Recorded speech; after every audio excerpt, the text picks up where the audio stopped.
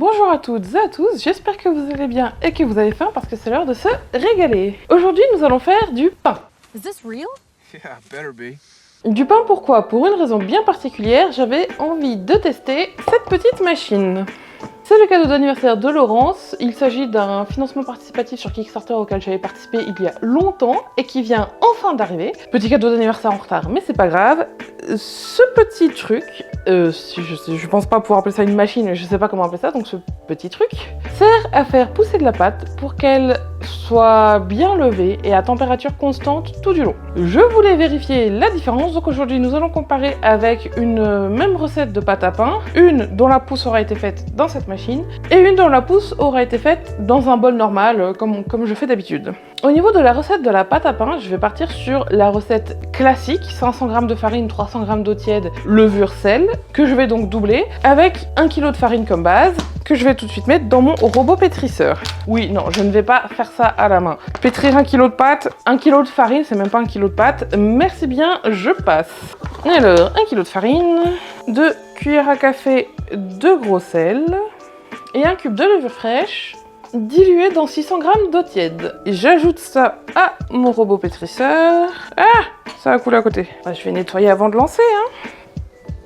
Comme d'hab, j'en fous partout. Pourquoi ça changerait?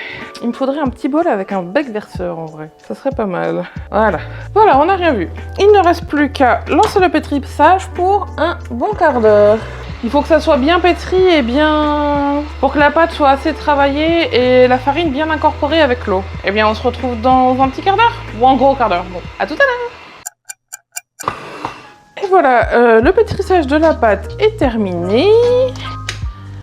Elle a l'air peut-être encore un peu liquide, mais je pense que ça changera avec la pousse. Et je vais prendre ma petite corne. On va récupérer toute la pâte du crochet quand même. Elle est assez élastique, ça va. On va débrancher le robot et récupérer notre appareil à pouce. Hop, non, je vais pas le brancher tout de suite, ça va commencer à chauffer avant que j'aie mis la pâte. Non. On va réfléchir dans l'ordre. Alors, déjà, je vais essayer de rassembler ma pâte, faire une boule et la séparer en deux. Il va y avoir deux pousses différentes pour faire deux pains différents. Et comparer après, une fois la cuisson terminée, qu'est-ce que je voulais dire? Oui, comparer une fois la cuisson terminée s'il y a une vraie différence de qualité avec la pousse. Alors, non, ça ne coupe pas. Je vais... comment je vais faire ça? Alors, du coup, je vais récupérer toute la pâte. Je n'arrive pas à la couper en deux dans le bol.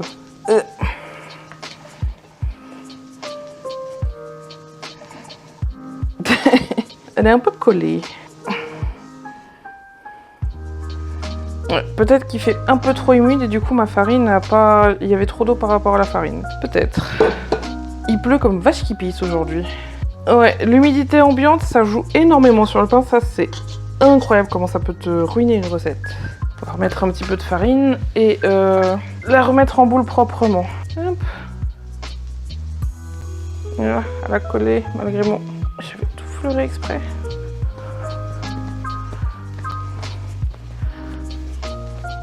Voilà, c'est tout de suite plus simple quand elle colle plus. Donc, je vais la couper en deux à peu près.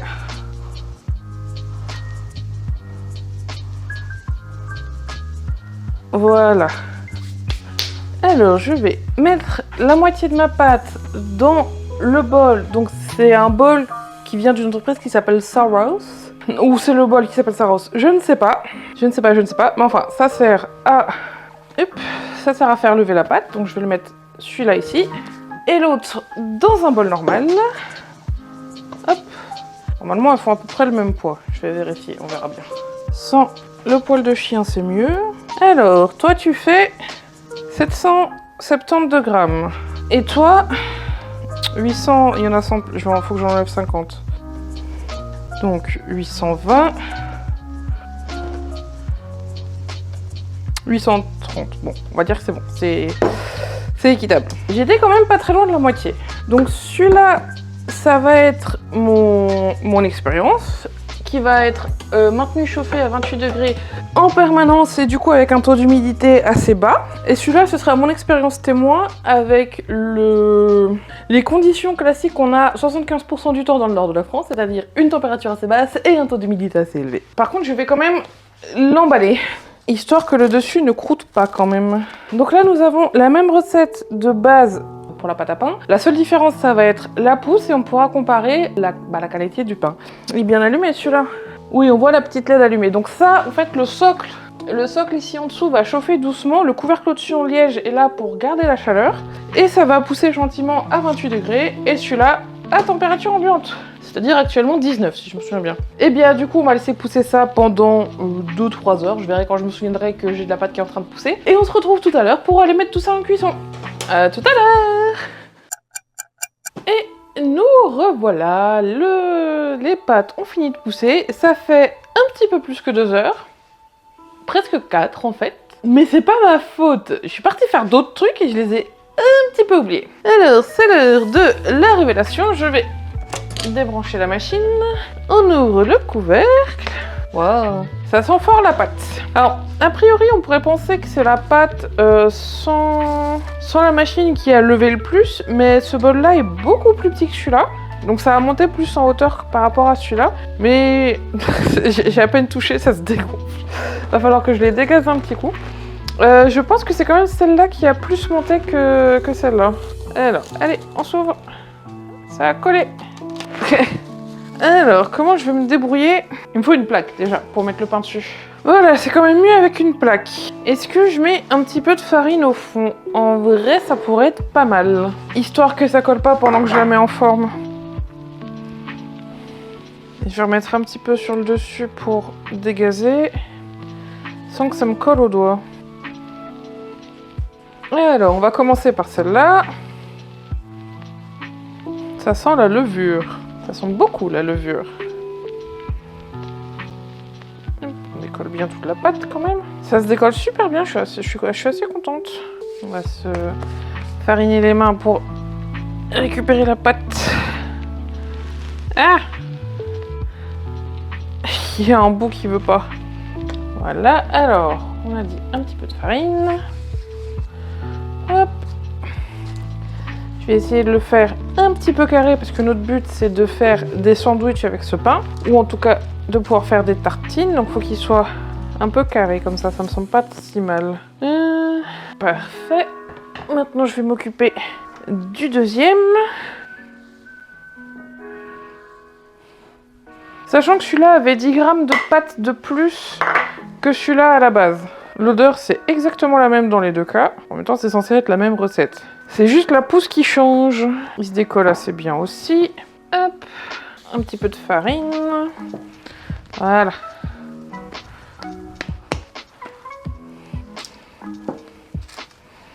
Ils ont l'air de faire à peu près la même taille, c'est bien. Pour différencier les deux pains, je vais faire une grande croix sur le pain de la machine et je vais faire juste des traits sur l'autre. Je me souviens plus du tout de pourquoi il fallait faire des entailles dans le pain. Je me souviens qu'on m'avait dit ça quand j'étais petite, mais je me souviens plus pourquoi. Je crois que c'est peut-être pour contrôler le gonflement. Après, il y a même certains pains où il y a des décorations et tout. Ça fait les entailles font des décorations. Là, bon, l'objectif c'est pas de faire des décorations, mais de différencier les pains déjà.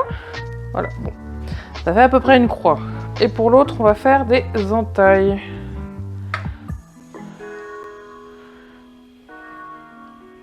Bon, j'arriverai à différencier quand même, je pense. Et dernière étape pour la préparation, je vais mouiller le dessus du pain. Pareil, je ne me souviens plus qui m'a dit ça quand j'étais petite, les premières fois où je faisais du pain. Mais on m'avait dit de mouiller, alors légèrement, faut pas non plus trop détremper la pâte, mais de mouiller le dessus de la pâte pour avoir une belle croûte bien croustillante. Qui fasse bien le comme dans Ratatouille.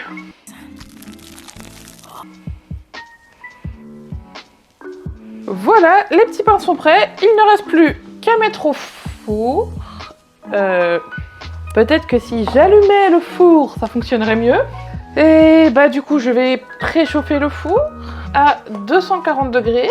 Et puis bah je vais attendre un petit peu avant de le mettre. J'ai un petit peu oublié, mais oui, pour cuire au four, c'est mieux d'allumer le four. Ah là là, quelle andouille. Je vais ranger un petit peu en attendant. En chaleur tournante, le four. Pas statique. Je l'avais mis en chaleur statique en plus en mai. Cana, ça va pas aujourd'hui.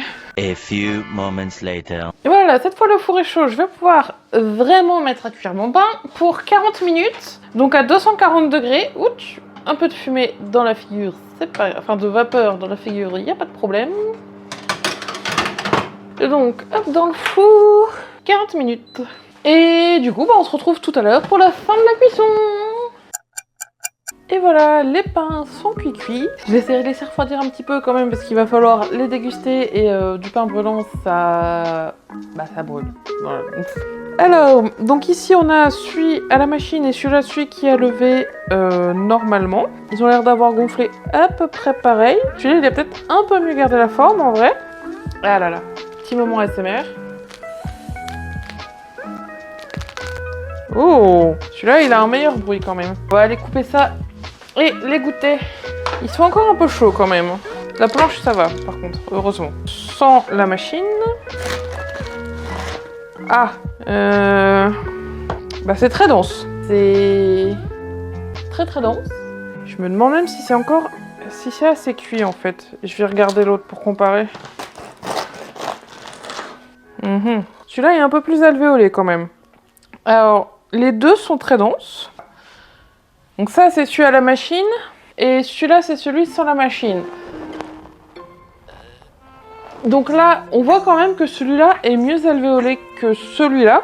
Finalement, ça a l'air quand même assez cuit. Je suis pas... Je sais... Non, si, ça a l'air pas trop mal. C'est juste qu'il est encore un peu chaud. Je pense qu'après, avec d'autres recettes, en mode plusieurs... Avec 2 pouces, par exemple, ou d'autres méthodes de pouce, on aura quelque chose de plus alvéolé. Mais même si, vu de l'extérieur, ils n'ont pas l'air très différents, ils ont gonflé pareil, au final, à l'intérieur, celui à la machine est beaucoup plus alvéolé que l'autre. Je vais l'écouter quand même. Donc ça, c'est celui sans machine.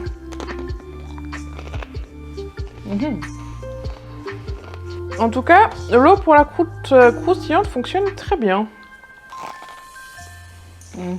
Le côté pas cuit, c'était peut-être juste une impression parce qu'il est encore très chaud. Je vais goûter celui avec la machine pour comparer.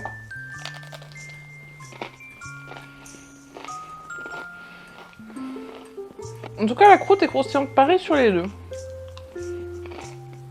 Il est quand même plus aéré celui-là. En tout cas, c'est l'impression que j'ai. La pousse fonctionne quand même mieux avec la machine. Tu veux venir goûter, Laurence? Je dois deviner. Je te dis pas lequel est lequel et tu me dis si tu sens une différence. Ah oui, la croûte. C'est la croûte qui croûte. Ah oui, elle est bien croûtée.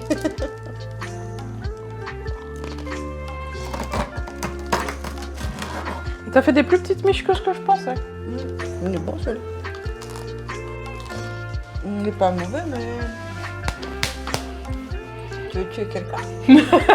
Bah elle a reconnu, elle a senti la différence à l'aveugle parce que moi je savais lequel c'était. Celui-là c'était celui dans le bol et celui-là c'était celui dans la machine.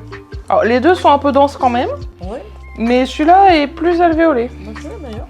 Bah l'autre est bon quand même. Oui. Ça ira bien pour nos sandwichs, surtout qu'on va le refaire toaster. Ouais.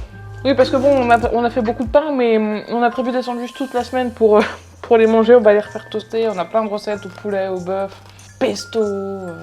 Charcuterie. Juste ce soir. Après, si tu veux du pain plus alvéolé, il faut des recettes différentes. Là, c'est vraiment la recette basique.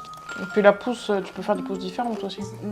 Faudrait que j'essaye une pousse là-dedans. Ouais. Tu casses.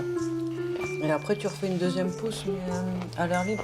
Tout a été identique, sauf la pousse, et on voit qu'il y a quand même une différence. Parce que... Bah oui. Comme quoi, bah, mon cadeau est bien. Tiens, écoute.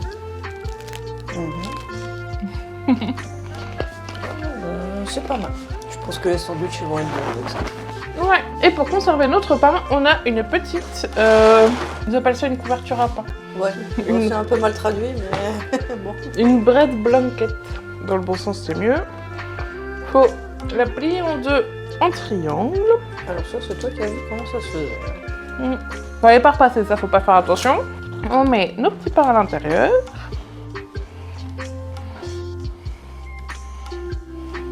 Et tu fais un nœud. Voilà. Oui, ça va bien les conserver. Voilà, pour qu'ils prennent pas l'humidité, parce que nous on a des problèmes d'humidité avec le pain. Il moisit toujours super vite. Oh oui. Et voilà, on a du pain pour la semaine. Sur ce, si cette vidéo vous a plu, n'hésitez pas à commenter et à liker. Vous pouvez aussi vous abonner si ce n'est pas déjà fait. Pensez bien à activer la petite cloche pour recevoir mes notifications en cliquant bien sur toutes, sinon vous ne les recevrez pas toutes. Pour plus de contenu de ma part, vous pouvez me retrouver sur Twitch les mardis et jeudis à 21h et sur ma chaîne littérature de temps en temps. Il n'y a plus d'horaire précis, les vidéos prennent du temps, donc ça sera de temps en temps, avec des vidéos bien pétées de classe quand même. Je vous souhaite un excellent week-end, un très bon appétit, régalez-vous bien et à bientôt pour une nouvelle vidéo. Ciao!